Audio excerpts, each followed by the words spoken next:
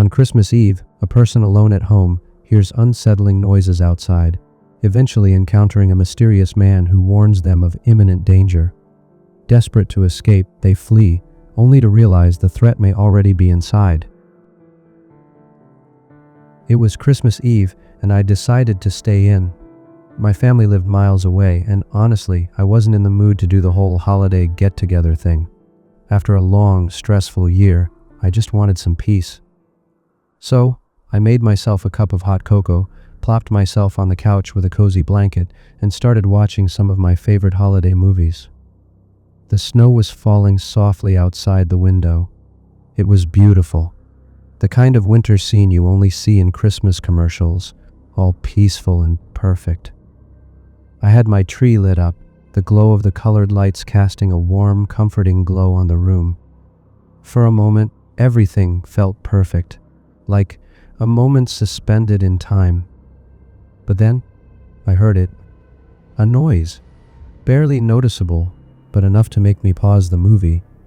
I glanced toward the window, but it was snowing so heavily outside that I couldn't see anything beyond the frosted glass. At first I told myself it was just the wind, or maybe the weight of the snow on the tree branches, but the sound didn't go away.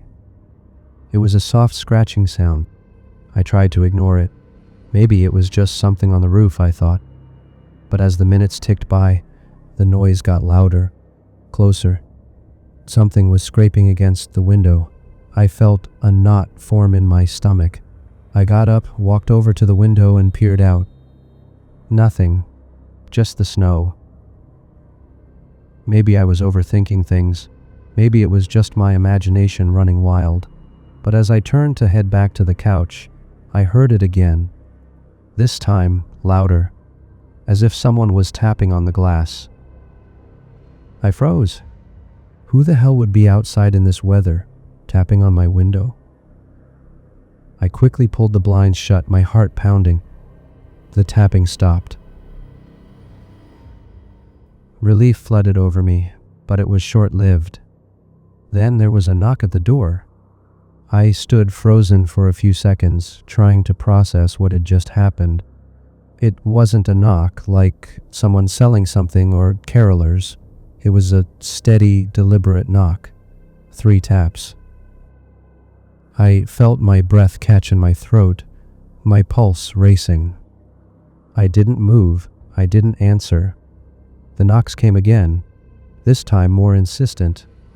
I'm not a paranoid person, but in that moment, everything in my body told me something wasn't right. Slowly, I moved toward the peephole. There was a man standing outside. He was tall, wearing a dark coat, his face shadowed beneath a hood. I couldn't see his features, but something about him felt off. I should have called the police then, but I didn't. I just stood there, staring at him. The knocking stopped, and for a few moments, there was silence. Then he spoke.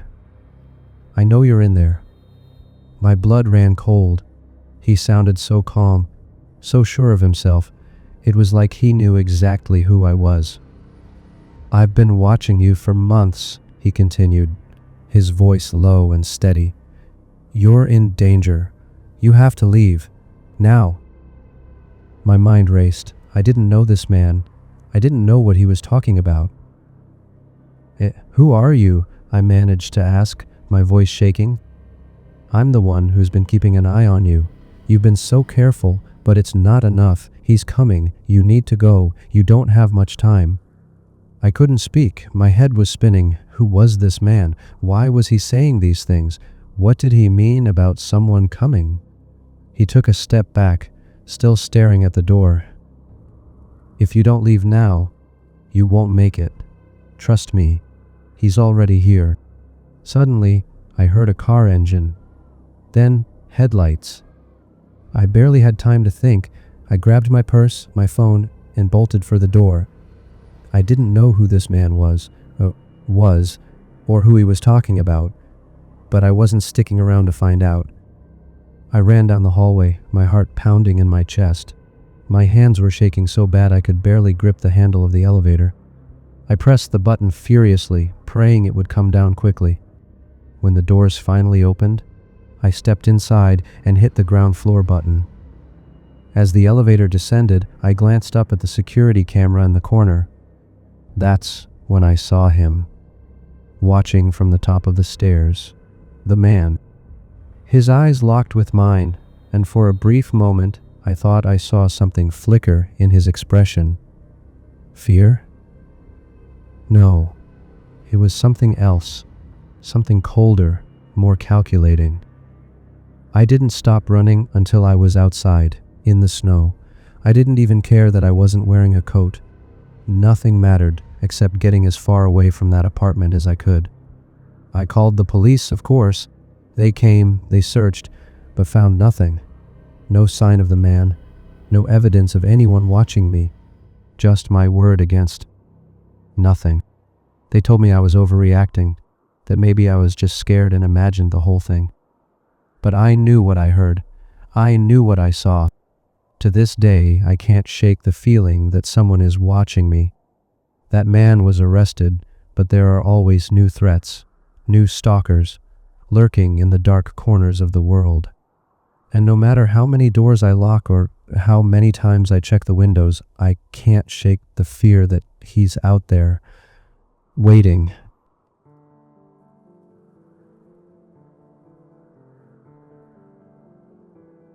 On Christmas Eve in Riverside, Clara and her family return home after a peaceful visit to her sister's house, only to find their home destroyed by an apparent arson. As they investigate, the police suspect foul play and discover that an old acquaintance of Clara's, James, may be behind the fire. Despite a search, James vanishes without a trace, leaving Clara with a chilling uncertainty. Was he still out there, watching and waiting? It was a quiet Christmas Eve in Riverside, a small town that didn't have much excitement. John and I, Clara, spent the day decorating the house, preparing Christmas dinner, and wrapping the last of the gifts. Our kids, Lily and Ben, were bouncing off the walls with excitement, eagerly awaiting Santa's arrival. Everything was set for a perfect holiday. The house was warm, filled with the scent of cinnamon, pine, and the fresh-baked cookies I had made earlier. We'd decided to spend the evening at my sister's house this year. My parents were out of town, so it was just a small gathering of family. It was nice to step away from the chaos of our own home and enjoy some time with my sister and her kids. The kids were thrilled to play with their cousins, and John and I were happy to relax, catching up with family we hadn't seen in a while.